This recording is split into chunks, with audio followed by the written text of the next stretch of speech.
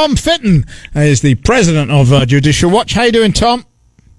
Good evening. Thanks for having me on again, Tom. Good to be with you. You're very welcome. So, once upon a time, James O'Keefe, who has also been on this show many, many times, had his home raided, which was fairly shocking. The New York Times knew all about it, right? Which was incredible.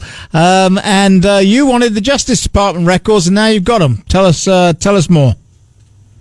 Well, what's important about the records is what's not in there or what's blacked out. The documents are heavily redacted and for reasons that are unlawful in our view, so we're going to have to push back on that. But they show, the New York Times did have information early on, and the U.S. Attorney's Office seemed to find out about that. How the New York Times got that information, it's still unclear.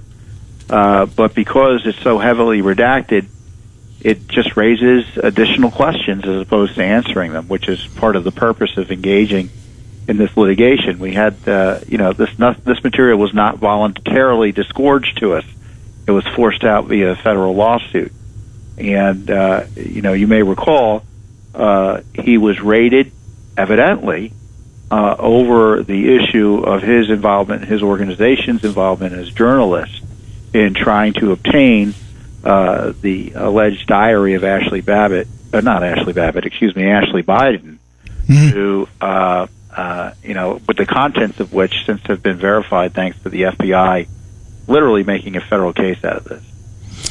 Right, so you're now having to go back to court saying this just simply isn't good enough. Yeah, hopefully we can convince them that we shouldn't have to go to court for it, but we'll see. Unfortunately, these days, you have to sue to get the time of day from the federal government when it comes to freedom of information. Right. I am absolutely right. It's beyond sad that that's the position that we find ourselves in. Now, of course, this is all part of the whole James O'Keefe Project Veritas. They're not real journalists, so we can do what we want. First Amendment? Ha! Yeah, my understanding of what James does, it's what other journalists have been doing since, day one, practically speaking, in our media history. But the standards that apply to other journalists and are designed to protect the First Amendment rights of other journalists get thrown out the window when it comes to James. He just released some great material on Pfizer these last few days, and I'm reminded how we'd obtained information from the FBI strongly suggesting that Pfizer was trying to get some type of criminal investigation going into James over prior disclosures he had about the Pfizer vaccines. Exactly, but how about the fact that the New York Times knew that this was happening? How did you, one more time on that? How about the fact that the New York Times knew this was happening? They clearly got tipped off by DOJ, right? I can say that, maybe you can't. Oh, yeah. Obviously it wasn't from James, because James didn't know about it until he was dragged out of his home by the FBI and handcuffed, remember, outside of his home while they searched his apartment. The fact that so much material is redacted, and it just confirms, on top of that the the DOJ knew, the New York Times knew, and frankly, the lack of curiosity about it evident in the documents is curious. Yeah, it really is. So you're just going to ask them nicely? Well, it's civil litigation, Simon. That's the purpose of it. Yes. To settle disputes civilly. And the wonderful thing about the Freedom of Information Act is that it's, Judicial Watch is one nonprofit, but we're before the court, right? And the FBI, in this case the Justice Department, is on equal footing, more or less. It doesn't always work out that way in terms of the deference, but they do have to explain to us in the court if we have legitimate arguments about why they're withholding information. Right, absolutely they do. So, but you're hoping you don't have to get before a judge here. You're hoping that you can convince them.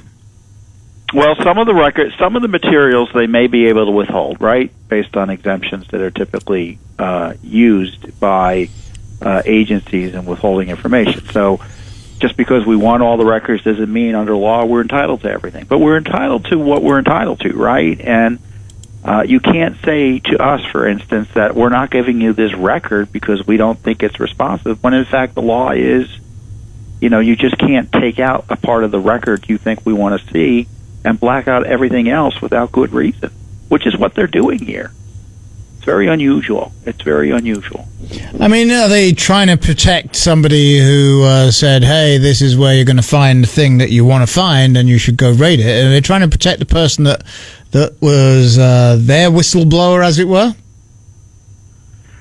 Well, maybe they have some speculation as to who the likely sources are or some other information that might be helpful, but we don't know that because they blacked it out. And they blacked it out improperly, which suggests there's something to hide. But we'll see. We'll see. Sometimes they black out material because, it's unimportant, and they didn't think it was relevant. But, that's not what the law is. But we only know, or we will know, until they follow the rules and we see what's there.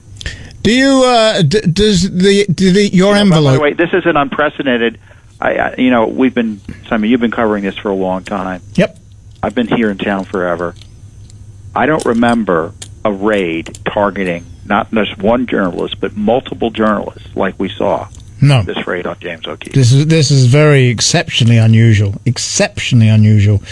Do your envelopes say Judicial Watch on them? I'm just wondering, if there's somebody at DOJ that receives the mail that goes, oh, not again. Well, these days they get emails because all the federal court filings these days are electronic. All electronic. No more use for the post. No more use for mail. Yes. They probably have some PTSD over there at the DOJ with some of the times. All right. Well, look, keep fighting the good fight, Tom, because it is you do really important work. But it does expose something like this, which, as you've just pointed out, is truly unusual. I think we're being kind, aren't we? I guess we can't say it's unprecedented because we don't know for sure. It's unprecedented in terms of the raid on his home and the raid on another journalist's home. There's nothing to compare with it. Compare it to. And remember what it's about. It's about a diary of Ashley Biden. Right. And at best, in my view, the states, if there was a crime associated with obtaining the diary, it was a state issue. And the idea that you would go after journalists who were trying to ascertain whether it was legit or not, it looks like according to published reports, and then suggest that they be sent back over to law enforcement because they weren't sure. I mean, my gosh. I mean, where's the federal crime here other than it's you go after Biden's family in terms of investigating them or him, you will have a target on your back from the FBI and DOJ. That's what it suggests. It's retaliatory. It certainly looks that way to the rest of us, doesn't it? If people want to find out more about Judicial Watch, Tom, where do they have to go? Oh, they can go to judicialwatch.org and they can download the documents and look at them themselves to see just how sketchy they seem to us. Tom Fitton is the president of Judicial Watch, and as you just heard, judicialwatch.org if you want to find out more about this and many other cases that they are involved in. Tom, thank you very much. I appreciate it, sir.